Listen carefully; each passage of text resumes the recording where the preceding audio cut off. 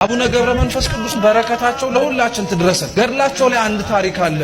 አንድ በጣም ምግባረ ብልሹ የነበረ መነኩሴ ነበር እና ከዕለታት አንድ ቀን የአቡነ ገብረ መንፈስ ቅዱስ ተአምር ሲነበብ ሰማና በልቡ እንዴት ያሉ ጻድቅ ናቸው እንደው አንድ ቀን ብዘክራቸው ብሎ አሰበ። መንገድ ላይ ሲሄድ ሽፍቶች አገኙትና ቀጥቅጠው ገደሉት። እዛው ነፍሱን መላእክተ ጽልመት ይዘውት ከእግዚአብሔር ፊት ፍርድን እንድትቀበል ሲሄዱ አቡነ ገብረ መንፈስ ቅዱስ መጡና ቆሙ። ምን ፈልገህ ነው ጻድቁ የመጣው ብሎ እግዚአብሔር ጠየቃቸው። እቺ ነፍሴ እኔ ናት እንዴ ኃጢአቷን ተመልክተዋል አሉ። አዎ ኃጢአቷን አይቻለሁ።